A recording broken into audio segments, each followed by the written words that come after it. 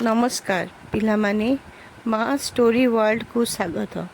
आज आम शुणा चतुर खरगोश और सिंहर कहानी। एक जंगल रे एक बड़ सिंह रोला। से प्रतिदिन अनेक पशु धरी खाऊला। समस्त पशु बहुत भय पाउथिले। दिने समस्त पशु एकाठी हेले।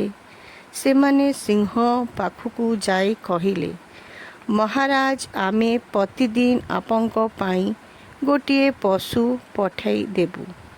सिंह राजी होई गला। किछि दिन परे एक छोट खरगोशर पाली आसिला। खरगोश बहुत बुद्धिमान थिला।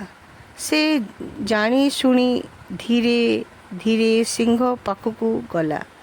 सिंह रागी कहिला, एते देरी काहेकी हेला? खरगोश कहिला, महाराज रास्ता रे आउ एक सिंह मते अटकाई थिला। से कहूथिला सेही जंगलर राजा। एहा शुणी सिंह बहुत रागी गले। मते से सिंह पाखकू नहीं चाल। खरगोश सिंह को कुओं पाखकू नहीं गला। सिंह कुओं भीतर को देखिला।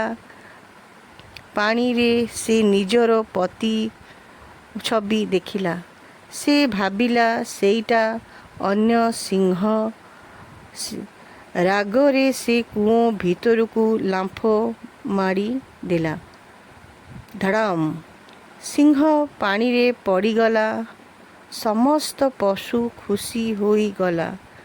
चतुर खरगोश निज बुद्धि बलरे जंगल को बंचाई देला। एही कहानी रू आमे शिखिलु बल ठारू बुद्धि बड़।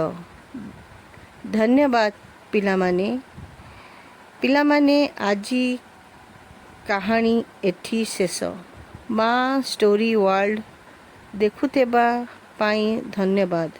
पुणी देखा हेबो आउ एक नुआ कहानी सह।